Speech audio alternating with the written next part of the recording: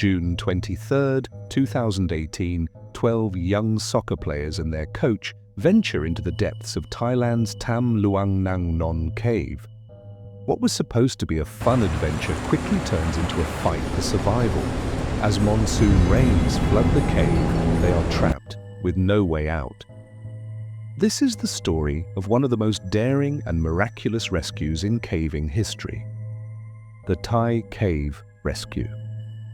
On June 23, 2018, the Wild Boars soccer team aged 11 to 16 and their 25-year-old coach, Ekapol Chantawong, embarked on an expedition to explore the Tam Luang Nang Non cave in Chiang Rai, Thailand. The cave, known for its narrow passages and fast-flowing rivers, was a popular destination for adventurers. However, the group underestimated the danger posed by the impending monsoon rains.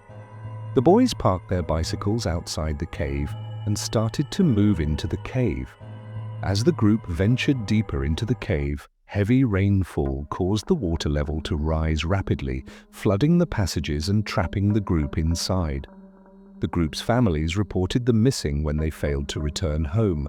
A search and rescue operation was launched, but the flooding and narrow passages made it difficult for rescuers to access the cave. The Tam Luang Nang Non cave is a vast winding cave system in northern Thailand, stretching over 10 kilometers through limestone mountains. It consists of multiple chambers, tunnels, and flooded passageways.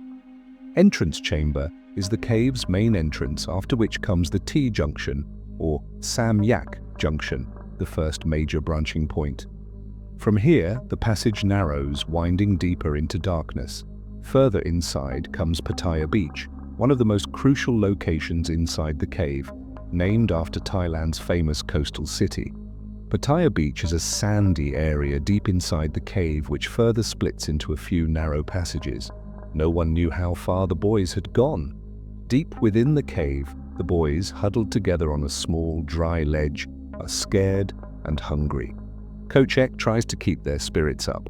Thai authorities are overwhelmed. They call for international assistance. I waited for Governor Narongsak and in my normal blunt way said to him, "Sir, you have one chance at this rescue." I told them that we need expert cave divers out here. As the situation became increasingly desperate, an international team of rescuers, including Thai Navy SEALs, British cave experts, and American military personnel, joined the effort. John Valanthan and Rick Stanton joined in on the efforts. John worked as an IT consultant and Rick Stanton was a firefighter, but a thing was common in both of them. Both were passionate and experienced cave divers. The rescue team faced numerous challenges, including treacherous terrain, fast-flowing water, and limited visibility. They had to navigate the narrow passages and find the trapped group.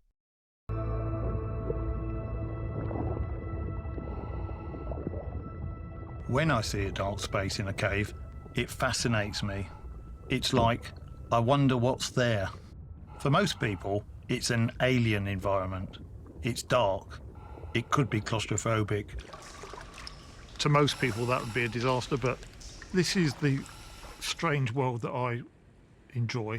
I asked if you could put together the best team in the world of guys that you would need to do this, who would it be?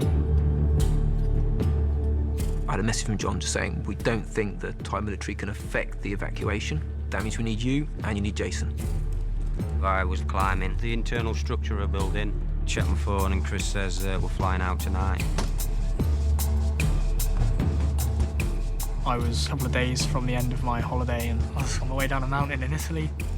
I get a text saying, how soon can you be ready? I was ringing my boss to get time off. I was actually meant to attend my friend's stag do on the Saturday.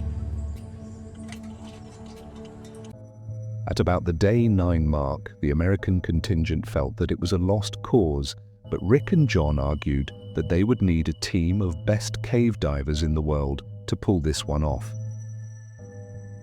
Hope was fading. The Thai Navy SEALs attempt to dive, but are forced back by the conditions. The world watches, gripped by anxiety. Time was running out. The boys were trapped, miles from the entrance, with dwindling supplies and oxygen. Stanton and Valanthan reach a chamber. So we continue upstream, trying to follow the flow.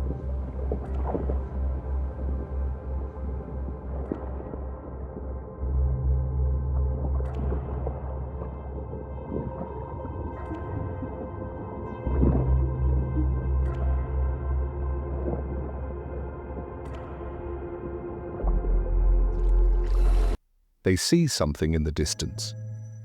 "We found them," says Rick Stanton. Getting them out is another story.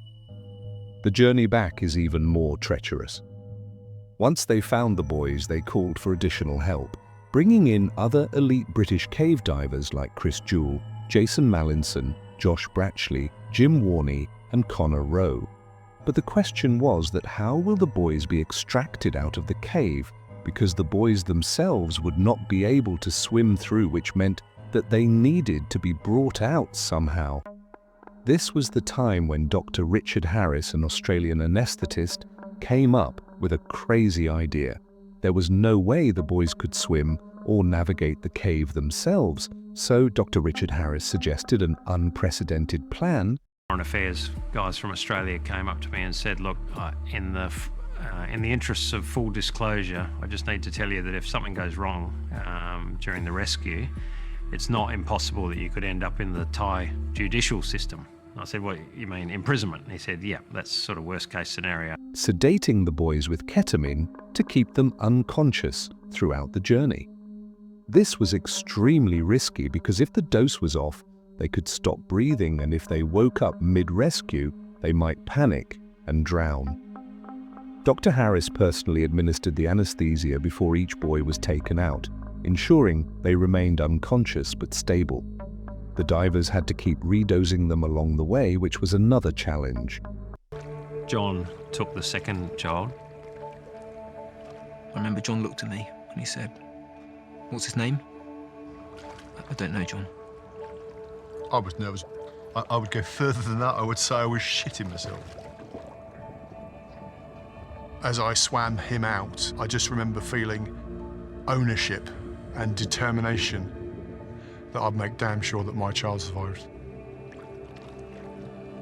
The rescue plan was to divert the floodwaters, pump out as much water as possible, and then sedate the boys and carry them out one by one. A risky and unprecedented operation. The rescue operation begins. One by one, the boys are sedated and carried through the flooded tunnels, guided by the divers. The tension is unbearable. British cave divers bring the first set of boys out, with each subsequent diver carrying their sedated and unconscious kid, and when the final boy is brought out, the crowd erupts in cheers. Tears of relief flow. Against all odds, a miracle had happened. The courage and skill of the cave divers, combined with the resilience of the boys, had defied death. Tam Luang Cave Rescue became a symbol of hope, a testament to the extraordinary power of human collaboration and the unwavering spirit of survival. The reunion with their families was emotional, and the world breathed a collective sigh of relief. The Thai cave rescue was a complex and challenging operation that required international cooperation and expertise. The Thai cave rescue was an incredible feat of human endurance, ingenuity, and cooperation. It showed that even in the darkest of times, there is always hope